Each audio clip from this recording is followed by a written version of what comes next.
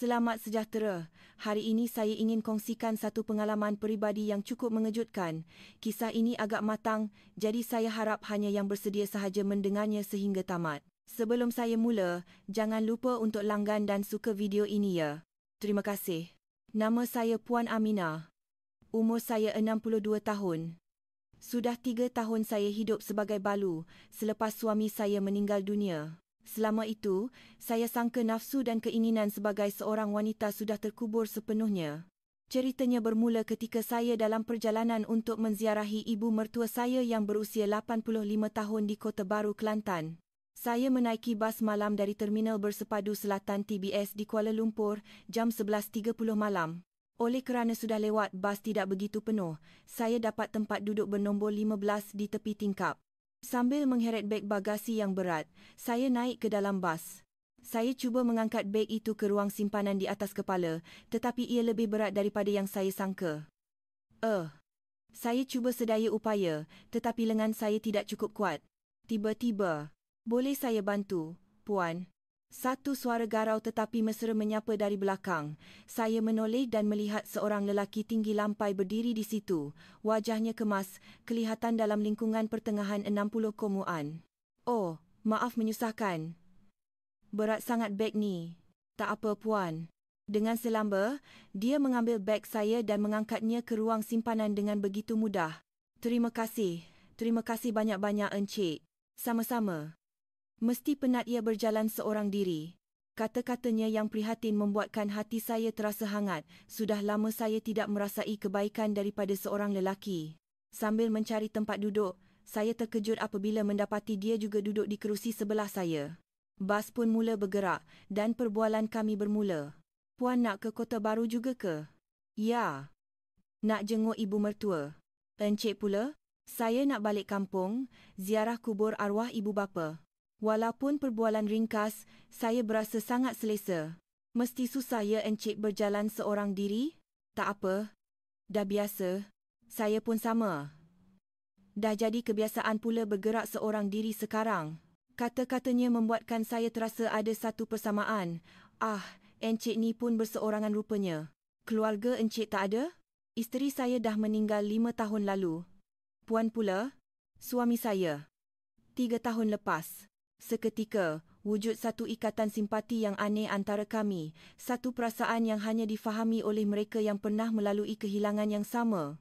Kira-kira 30 minit selepas bas bergerak, lampu di dalam bas dimalapkan. Kebanyakan penumpang sudah mula tidur.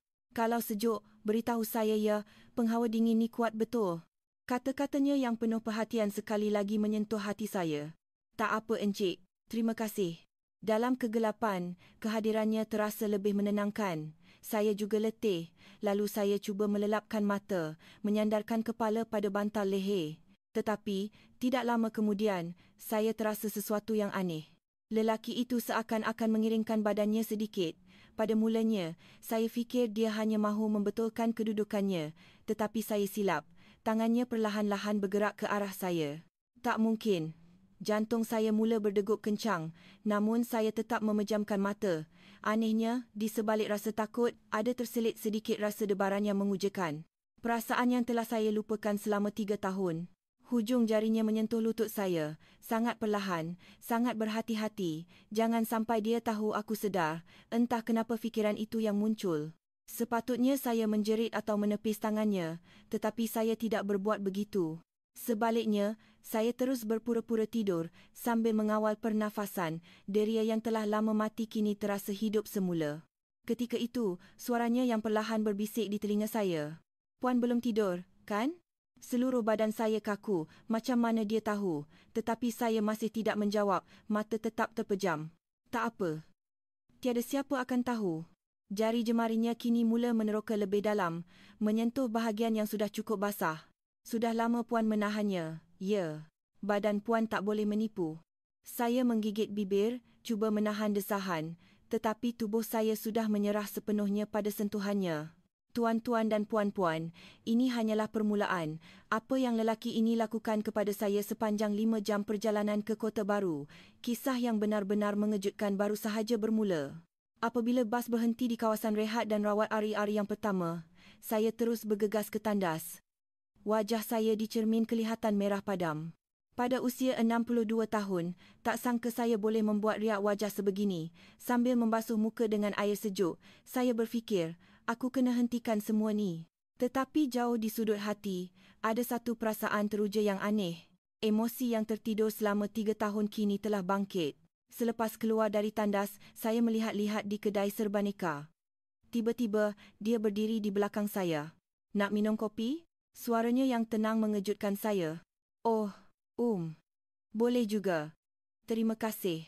Suasana menjadi agak kekok.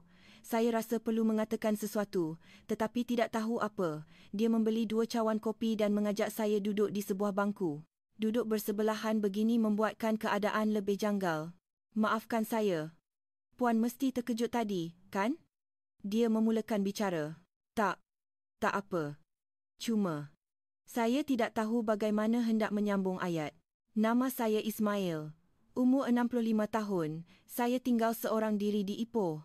Pengenalan diri yang tiba-tiba itu membuatkan saya sedikit tergamam. Saya, Aminah, dari Kuala Lumpur. Selepas mengetahui nama masing-masing, suasana menjadi sedikit lebih selesa.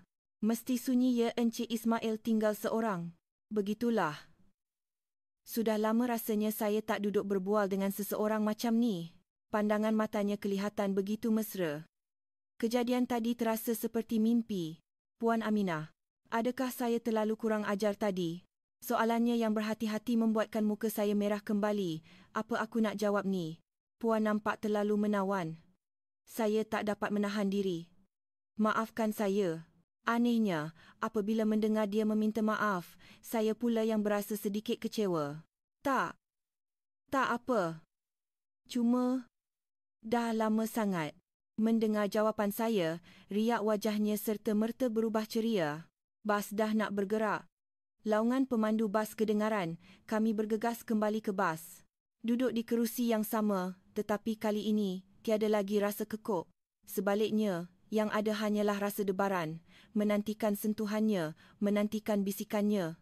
Bas bergerak semula dan selepas 30 minit, lampu dipadamkan. Kali ini, saya sudah bersedia. Saya memejamkan mata, menanti sentuhannya. Puan Aminah. Dia memanggil nama saya. Sudah lama saya tidak mendengar suara lelaki yang begitu mesra. Ya, sejuk ke? Nak saya selimutkan? Dia menghulurkan selimut yang dibawanya dan menyelimuti saya. Kemudian, dengan selamba, tangannya masuk ke dalam selimut, kali ini lebih berani. Melepasi paha, terus ke atas. Sudah lama rupanya ya, tubuh puan sangat jujur. Bisikannya membuatkan seluruh badan saya menggeletar. Encik Ismail. Buat pertama kalinya, saya menyebut namanya. Ya, Puan Aminah. Tak salah ke kita buat begini? Kenapa pula salah? Kita dah dewasa, dan kita berdua pun bersendirian. Kata-katanya ada benarnya. Apa salahnya? Tapi, dalam bas macam ni, tiada siapa akan tahu. Lagipun, tangannya meneroka lebih dalam. Puan Aminah pun mahukannya, kan? Saya tidak dapat menafikannya. Saya memang mahukannya. Sejam berikutnya terasa seperti di alam mimpi. Saya yang telah hilang selama 3 tahun, kini seakan-akan hidup kembali. Namun apabila bas menghampiri R kedua, saya kembali ke alam realiti, lelaki ini dan saya. Apa kesudahan hubungan kami? Di R kedua, kami hanya berdiam diri menuju ke tandas. Selepas selesai, kami terserempak di hadapan mesin layan diri. Mesti dahaga ya, Encik Ismail membelikan saya sebotol air. Sambil duduk minum di bangku, dia berkata dengan perlahan, Puan Aminah, kalau puan rasa tak selesa, bila-bila masa saja boleh beritahu saya. Tak. Malah, saya suka. Pengakuan jujur itu mengubah pandangan matanya. Sudah lama saya tak rasa seperti seorang wanita. Saya meluahkan isi hati saya terlebih dahulu. Saya pun sama. Sejak isteri saya tiada, saya dah lupakan perasaan macam ni. Kita tak pelik, kan? Kenapa nak rasa pelik? Kita dah dewasa dan kita saling menginginkan. Dia kemudian menggenggam tangan saya, terasa hangat dan selamat. Perjalanan ke Kota Baru ada 3 jam lagi. Ya, boleh tak kalau kita nak lebih selesa sikit? Cadangannya membuatkan jantung saya berdebar. Macam mana tu? Kita pindah ke kerusi belakang sekali. sana lebih gelap dan sunyi. Saya teragak-agak seketika. Tetapi, tiada sebab untuk menolak. Boleh juga. Kami kembali ke bas dan terus menuju ke kerusi paling belakang. Penumpang lain semuanya di bahagian hadapan, hanya kami berdua di belakang. Sini lebih selesa kan? Encik Ismail menyelimuti kami berdua dengan selimutnya. Kita kongsi ya? Sejuk. Kami duduk di bawah satu selimut yang sama. Apabila bas bergerak dan lampu dipadamkan, tangannya sekali lagi mula merayap. Kali ini, lebih bebas. Tiada siapa yang nampak. Puan Aminah, puan sangat cantik. Suaranya dalam gelap kedengaran begitu syahdu. Dah tua macam ni. Umur tu apa pentingnya? Yang penting adalah saat ini. Kata-katanya benar. Saat ini adalah yang paling berharga. Di bawah selimut, sentuhan kami menjadi semakin berani. Encik Ismail sangat prihatin. Dia seolah-olah tahu apa yang saya mahukan. Puan dah tahan lama sangat ya. Bisikannya membuatkan tubuh saya menggigil. Saya memberanikan diri menyentuhnya kembali. Terasa padat dan keras. Saya pun.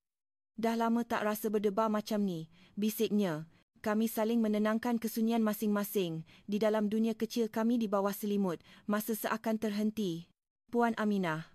Ya. Bolehkah kita terus berjumpa selepas perjalanan ini tamat? Soalan yang tiba-tiba itu membuatkan fikiran saya bercelaru. Kuala Lumpur dan Ipoh. Tidaklah terlalu jauh, tetapi tidak juga dekat. Dan untuk memulakan hubungan baru pada usia sebegini. Entahlah. Macam mana nanti ya? Saya terlalu gelojoh ke? Bukan, saya pun ada terfikir juga. Tapi, secara realistiknya, bukan mudah, kan? Sentuhannya terhenti seketika. Betul juga, tapi mesti ada caranya. Betul ke? Sekurang-kurangnya, kita patut cuba, kan? Kata-katanya memberi saya harapan. Betul juga, takkan saya nak lepaskan peluang bertemu orang sebaik ini. Kalau macam tu, kita tukar nombor telefon. Mestilah, kami saling bertukar nombor telefon. Sejak itu, debaran di hati kami semakin menjadi-jadi. Ini bukan lagi sekadar pertemuan di dalam bas, tetapi satu hubungan yang mungkin akan berterusan. Namun Kota Baru semakin hampir. Adakah perasaan ini akan kekal di alam realiti? Di bawah selimut, kami mula berbual dengan lebih serius. Puan Aminah kerja apa? Selepas suami meninggal, saya duduk di rumah saja. Kadang-kadang buat kerja sambilan di pasar raya dekat rumah. Mesti susah ya? Dah biasa. Encik Ismail pula? Dulu ada kilang kecil. Tapi dah tutup. Sekarang saya buat kerja penghantaran barang. Apabila mengetahui realiti hidup masing-masing, kami terasa lebih rapat. Anak-anak selalu hubungi? Kadang-kadang saja. Mereka semua sibuk. Encik Ismail? Sama juga. Waktu raya baru bertanya khabar. Rupa-rupanya, kami memikul beban kesunyian yang sama. Sepanjang perjalanan di lebuh raya, tangan kami tidak lepas dari genggaman. Tangan Puan Aminah lembut betul. Ishi, dah tua-tua ni. Betul. Tangan yang cantik. Pujian yang sudah lama tidak saya dengar itu membuatkan pipi saya merona merah. Jari jemarinya mengusap lembut belakang tapak tangan saya. Sentuhan seringkas itu boleh membuatkan saya begitu terbuai. Encik Ismail. Ya. Pelik betul kita ni kan? Kenapa pula? Pada usia macam ni, boleh rasa perasaan macam ni. Bukan pelik, ini normal. Suaranya kedengaran semakin dekat. Bila masa dia duduk begitu rapat, dalam kegelapan, wajahnya mendekati wajah saya. Puan Aminah. Boleh tak kalau? Ya? Saya nak cium puan? Permintaan yang mengejutkan itu membuatkan jantung saya berdegup kencang. Di kerusi belakang, dalam kegelapan, hanya kami berdua. Boleh. Apabila bibirnya menyentuh bibir saya dengan lembut, saya seakan tergamam. Ciuman pada usia 62 tahun, tetapi ia tidak terasa janggal. Kami berdua sama-sama keseorangan. Apa salahnya? Ia ciuman yang lembut dan hangat. Tidak geherah seperti orang muda, tetapi lebih mendalam dan penuh makna. Kami merendahkan badan supaya tidak kelihatan. Terima kasih, Puan Aminah. Untuk apa? Sebab berikan saya saat-saat yang indah ini. Saya pun berterima kasih. Saya rasa seperti dah jumpa semula diri saya yang hilang selama 3 tahun ni. Puan Aminah, saya nak cakap jujur. Dia berkata dengan serius selepas ciuman itu. Ya, cakaplah. Sejak pertama kali nampak Puan dalam bas, saya dah tertarik. Betul ke? Ya. Puan ada aura yang tenang dan mesra. Saya pun rasa benda yang sama. Walaupun baru pertama kali jumpa, tapi tak rasa janggal langsung. Mungkin ini takdir? Entahlah. Kalau betul ada takdir. Kami saling berpandangan dan tersenyum. Dalam gelap, saya masih boleh melihat senyumannya. Puan Aminah, bila kita sampai di Kota Baru nanti? Bila sampai nanti? Perlukah kita berpisah begitu saja? Hati saya merasakan perkara yang sama.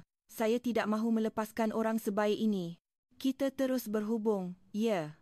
Kalau macam tu, bila kita boleh jumpa lagi? Saya akan balik ke KL 3 hari lagi selepas jenguk ibu mertua. Kalau macam tu, boleh tak saya datang ke Kota Baru untuk jumpa Puan Aminah? Betul ke ni? Ya. Ziarah kubur sekejap saja, sehari pun cukup. Jantung saya berdegup laju. 3 hari lagi kami boleh berjumpa semula. Tapi, apa pula kata ibu mertua nanti? Puan cakaplah nak jumpa kawan lama. Boleh juga agaknya. Buat pertama kalinya, kami membuat janji temu yang sebenar, tetapi terminal bas Kota Baru semakin hampir. Memikirkan saat-saat manis ini akan berakhir, saya berasa sedih. Adakah perasaan ini akan kekal di dunia nyata? Perhatian, bas akan tiba di destinasi dalam 30 minit. Pengumuman pemandu bas itu bagaikan meruntuhkan hati saya. Dah nak sampai, cepatnya masa berlalu. Encik Ismail juga menunjukkan riak wajah yang sama. Cepat betul masa berlalu kan? Betul. 5 jam rasa macam 5 minit. Kami saling berpandangan dengan senyuman pahit. Puan Aminah, Puan akan hubungi saya, kan? Mestilah. Takkan saya nak lepaskan orang sebaik Encik. Kita jumpa 3 hari lagi ya? Ya. Saya janji. Tetapi jauh di sudut hati saya risau. Apabila kembali ke realiti, adakah perasaan ini akan pudar? Adakah malam istimewa di dalam bas ini hanya akan menjadi kenangan? Puan tak akan menyesal, kan? Encik Ismail bertanya dengan berhati-hati. Menyesal? Kenapa pula? Manalah tahu, Puan rasa saya terlalu terburu-buru malam ni. Adakah anda rasa saya ini tidak senonoh? Atau ini satu jenayah? Saya menggelengkan kepala. Tak langsung. Malah, saya berterima kasih. Berterima kasih? Sebab saya dah jumpa semula diri saya yang hilang selama 3 tahun. Itu adalah kebenarannya. Malam ini, selepas bertemu Encik Ismail, saya berasa seperti seorang wanita semula. Saya pun sama. Sejak isteri saya tiada, ini kali pertama saya rasa begini. Kami menggenggam tangan masing-masing dengan erat. Bas akan tiba di terminal bas Kota Baru. Akhirnya, pengumuman ketibaan kedengaran. Penumpang mula bangun dan mengambil barang. Kami juga perlu bersiap. Kita semak nombor telefon sekali lagi ya. Encik Ismail mengeluarkan telefonnya. Kami menyimpan nombor masing-masing dan membuat panggilan percubaan. Okey, dah simpan. Esok saya akan hantar mesej ya. Baik, saya tunggu. Bas berhenti sepenuhnya. Kami bangun dan beratur untuk turun. Encik Ismail, terima kasih banyak-banyak. Saya yang patut berterima kasih. Malam ini sangat istimewa. Kami turun dari bas dan berhenti seketika di lobi terminal. Kalau macam tu, jumpa 3 hari lagi. Ya. Jumpa lagi. Hati-hati jalan. Encik Ismail pun sama. Kami mula berjalan ke arah yang berbeza. Selepas beberapa langkah, saya menoleh ke belakang. Encik Ismail juga sedang memandang saya. Kami saling melambai tangan. Di dalam teksi menuju ke rumah ibu mertua, fikiran saya asyik teringatkan Encik Ismail. Malam yang sungguh seperti mimpi. Tak sangka pada usia 62 tahun, perkara sebegini boleh terjadi. Apabila tiba, ibu mertua saya sudah menunggu di pintu. Aminah. Kenapa lambat sangat sampai? Bas lambat sikit tadi, Mak. Penat kamu ya? Masuklah, berehat. Ibu mertua saya meneliti wajah saya dan berkata, Aminah, muka kamu nampak lain macam hari ni. Lain? Apa yang lainnya, Mak? Nampak berseri-seri. Ada apa-apa berita baik ke? Saya terkejut. Oh, tak ada apa. Mungkin sebab seronok dapat berjalan seorang diri. Ialah tu. Elok juga sesekali keluar ambil angin. Ibu mertua tidak bertanya lanjut. Tetapi saya tahu, memang ada berita baik. Dan 3 hari lagi, ada berita yang lebih baik menanti. Adakah Encik Ismail akan menunaikan janjinya? Keesokan paginya, sebaik sahaja bangun tidur, saya terus memeriksa telefon. Ada satu mesej. Daripada Encik Ismail. Selamat pagi. Puan dah sampai rumah mentua dengan selamat? Saya tengah bersiap nak pergi ziarah kubur. Semoga hari puan berjalan lancar. Jantung saya berdebar. Dia benar-benar menghubungi saya. Saya terus membalas. Ya, dah selamat sampai. Selamat menziarah kubur ya. Encik Ismail pun semoga harinya baik-baik saja. Sambil bersarapan dengan ibu mertua, kami berbual. Aminah, bila kamu nak balik KL? Lusa malam, Mak. Duduklah lama sikit, sunyi Mak seorang diri. Tak apa, Mak. Saya dah biasa seorang diri sekarang. Itu satu pembohongan. Sehingga semalam, saya memang sudah biasa, tetapi mulai hari ini, saya mula merindui seseorang. Petang itu Encik Ismail menghubungi saya lagi. Boleh tak kalau saya ke Kota Baru esok? Saya nak sangat jumpa Puan Aminah, walaupun sekejap. Jantung saya berdegup kencang.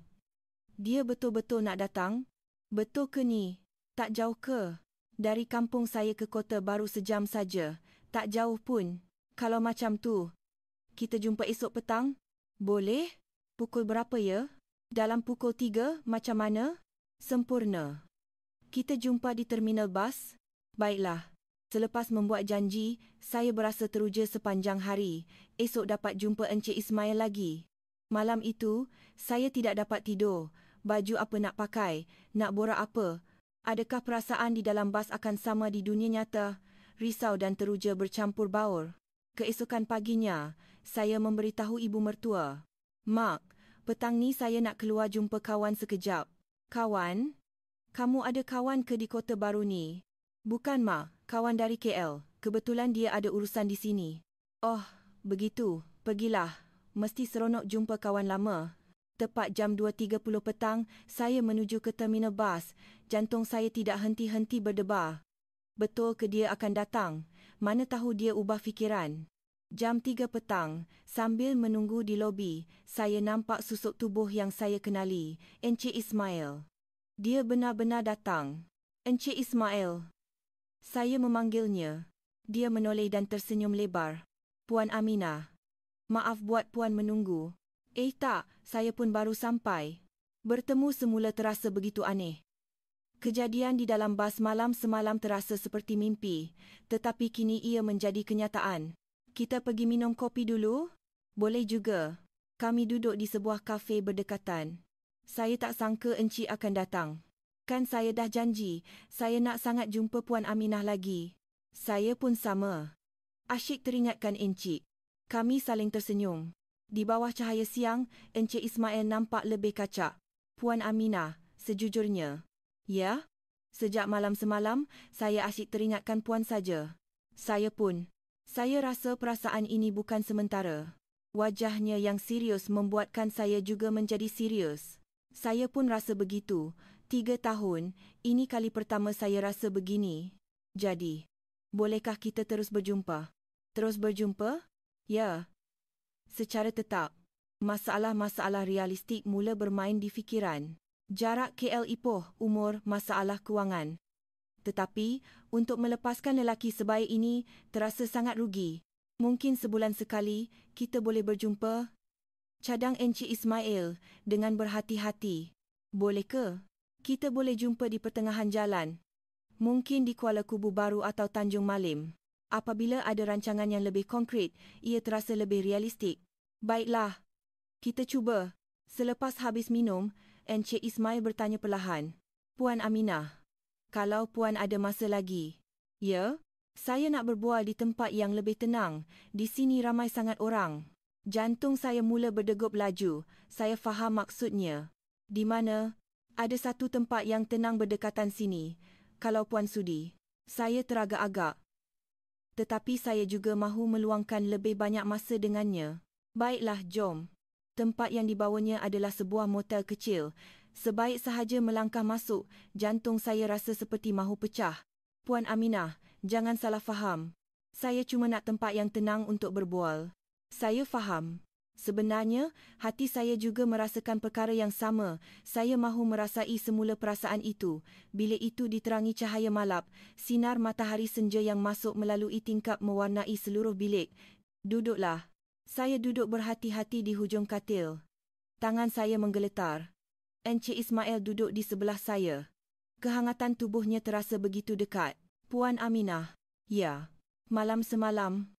Sangat indah. Dah lama saya tak rasa perasaan macam tu. Suaranya bergetar. Ternyata bukan saya seorang yang gementar. Saya pun sama. Asyik teringat. Sekarang pun saya rasa benda yang sama. Malah, lebih kuat. Dia menggenggam tangan saya, terasa hangat dan bergetar. Encik Ismail. Saya pun sama. Betul ke? Ya. Sejak semalam lagi. Ketika itu, udara di antara kami menjadi panas. Puan Aminah, kalau puan tak kisah. Tidak perlu kata-kata lagi. Kami berdua merasakan perkara yang sama. Apabila tangannya menyentuh wajah saya, seluruh tubuh saya bagai dialiri elektrik. Puan sangat cantik. Dah tua macam ni. Betul. Saat ini, puan adalah yang paling cantik. Pandangan matanya begitu mendalam, seolah-olah mahu menelan saya. Hati saya juga begitu. Saya mahu hanyut sepenuhnya dalam dekapan lelaki ini. Apabila bibir kami bertemu, semua deria dari malam semalam hidup kembali, tetapi kali ini lebih mendalam, lebih gairah. Puan Aminah. Nafasnya terasa di leher saya. Seluruh tubuh saya menggigil. Encik Ismail. Saya tak pernah rasa macam ni. Ketika saya berada dalam pelukannya, hati saya yang beku selama 3 tahun kini cair sepenuhnya, kehangatan tubuhnya, nafasnya yang dalam, sentuhannya yang kasar, semuanya bagaikan mimpi. Puan Aminah. Puan okey? Ya. Sangat okey. Getaran sebagai seorang wanita yang sudah lama saya lupakan. Nafas yang tercungap-cungap, jantung yang berdebar, seluruh badan yang panas. Saya tak sangka akan merasainya lagi.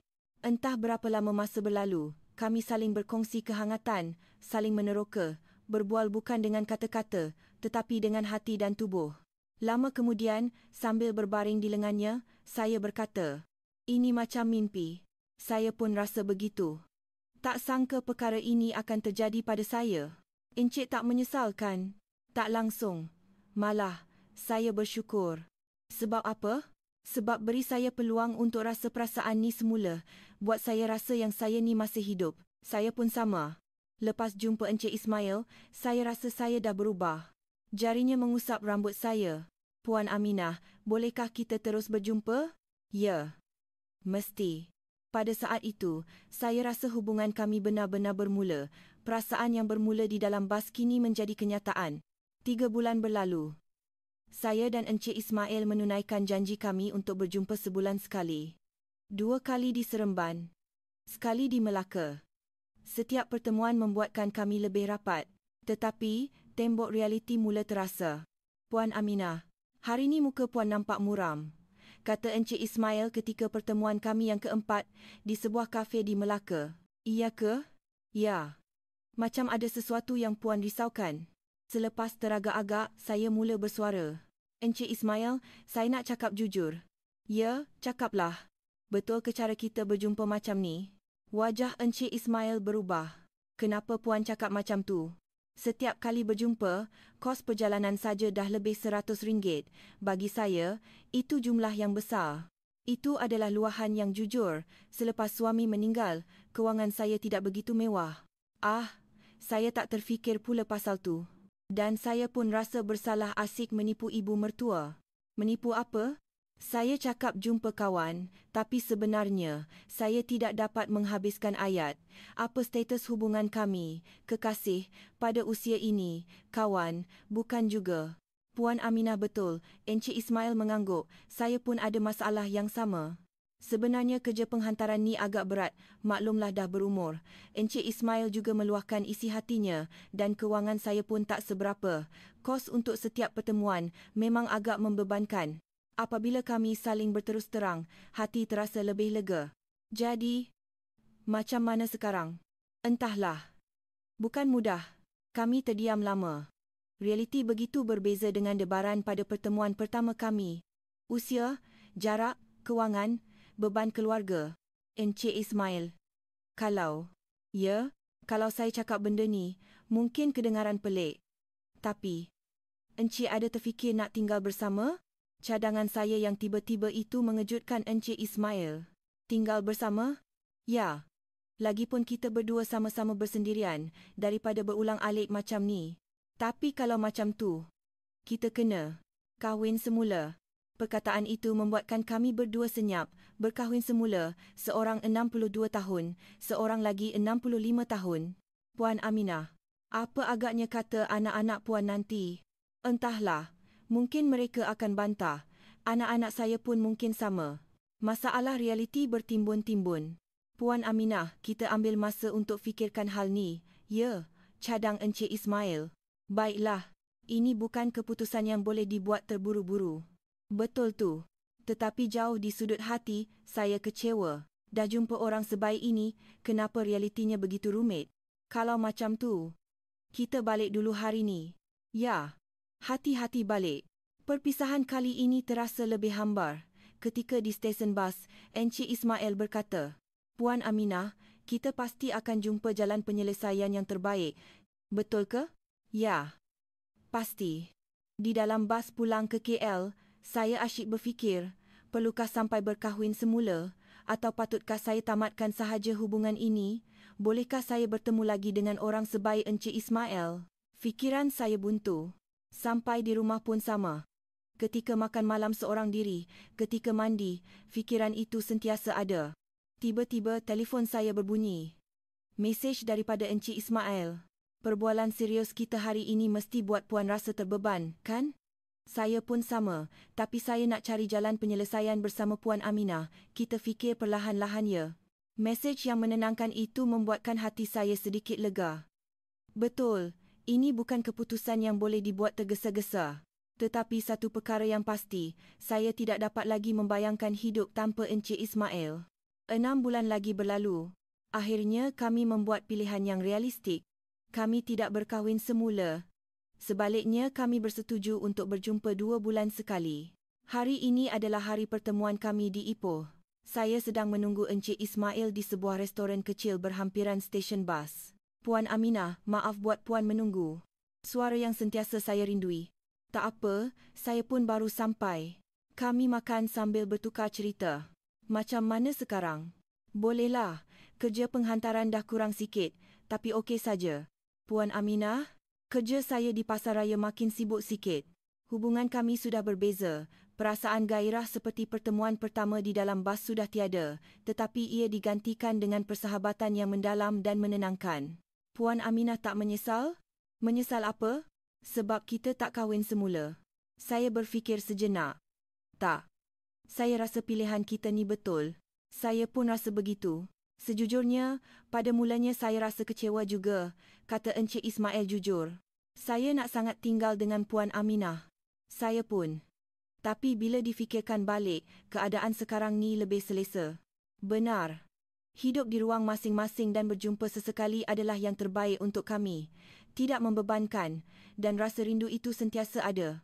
Dan yang paling penting, saya tak rasa sunyi lagi. Hanya dengan mengetahui ada seseorang di dunia ini yang menunggu saya. Saya sangat setuju dengan kata-kata Encik Ismail, saya pun sama.